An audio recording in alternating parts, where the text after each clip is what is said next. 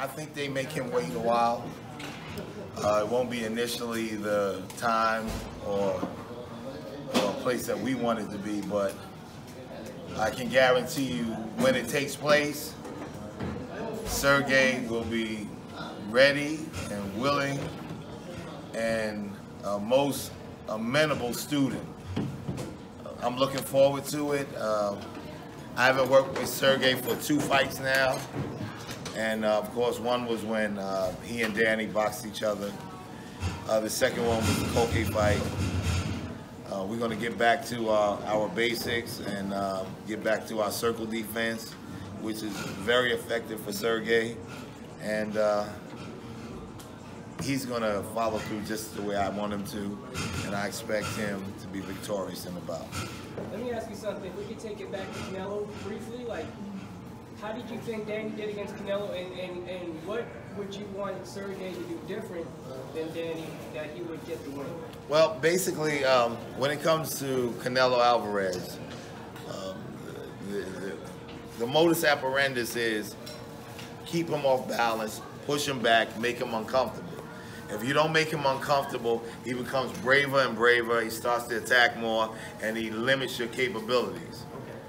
What I will do with Sergey is I'm going to make sure that he is that unstoppable force. He's not going to be backing up. He'll be driving forward and working in a circular pattern.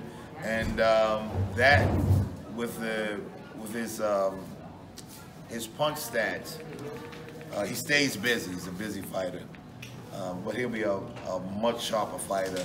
And I think that will garner him the victory. Would you consider bringing Danny in camp with Sergey? Is that, double prepared given the fact that Danny... No, it wouldn't make sense. Gotcha. I'd bring Curtis in the camp with Sergey for a Canelo fight. Banger. Exact, somebody that can punch. Yeah. Uh-oh, he shook him. I'm sorry, Phil. Live reaction. Yeah. But, I guess the biggest question we all both have is mentally, how do you fix things in terms of... A Canelo fight's a whole different thing. It is part rock concert, part Republican primary, part boxing match.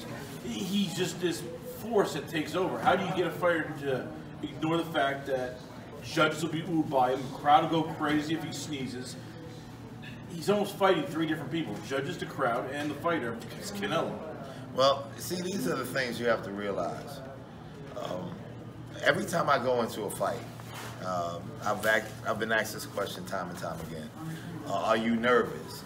Do you get jitters? No. I was that way when all of my guys were junior Olympic fighters, and I had to make sure they came home without being hurt or their mothers and fathers would have a heart attack. But as professionals, it's your job to please the public and to win your fight. I have nothing to be nervous about when it comes to that. I expect for you to give me your very all. And when you do that, you will be victorious. So, no, I'm never nervous. I don't worry about it, and I'm going to instill that in my athletes. Don't worry about the event. Make sure you garner the victory. And you do that by working as hard as you can and controlling that environment in that ring. Did Canelo's chin surprise you? Those I think it was like 3 left hooks Danny gave him in a row. No. It was like... No.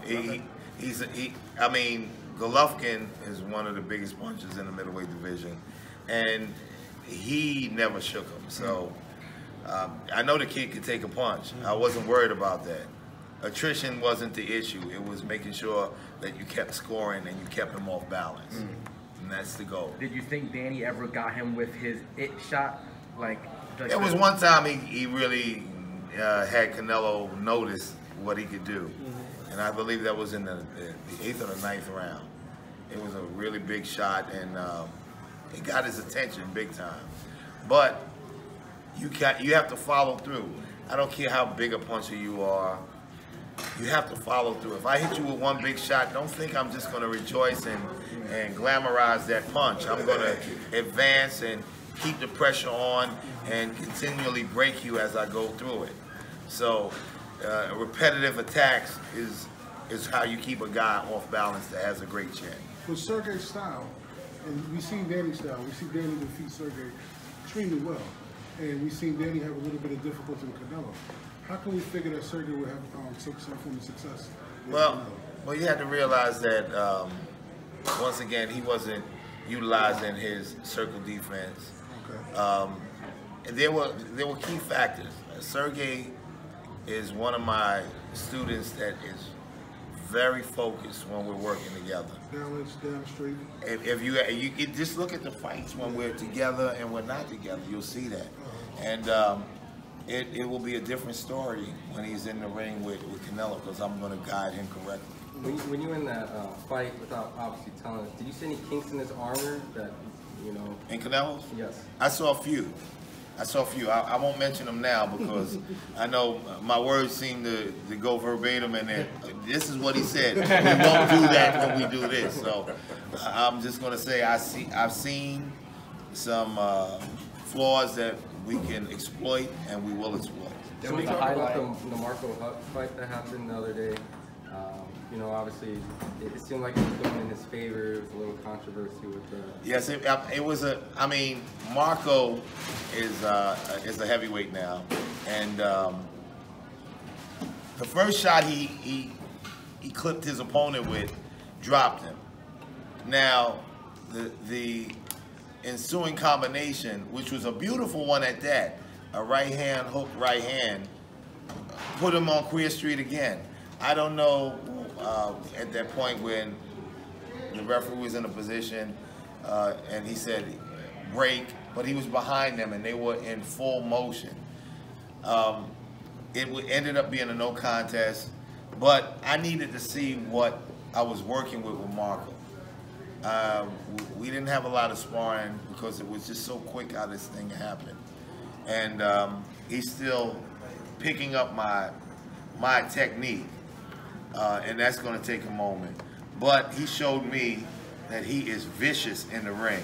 There's no Mr. Nice Guy about Marco Huck. I saw that firsthand, and I love that part. There's no nice guy in boxing. After we finish fighting, hey, you can hug, kiss, whatever the heck you want to do, but when it's fight time, it's time to fight. And Marco comes to fight. So there's some things we need to work on, and we will, but I see what I have to work with, and I'm very happy with that. At 168, what is the goal to go for Danny, to go directly after the title, or to kind of work your way into the division? No, you have to work your way in the division, get acclimated to it, and it's a new place for him to be, so it'll be one step at a time. Is that the absolute next step, though? No more 160 for sure? I very truly doubt he'll be at 60 again. Okay. How's he doing? He's doing okay. You know, he lost a very big fight. So it's not like he's in Disney World saying, oh, let's go for rides. But these are things he has to reflect upon. Yeah. Because I felt that Danny could have won the fight by just being a little bit more Danny. Got you. So you don't get to that point and not be who you are. Got you. And when he sees that, he might turn around and kick himself in the butt.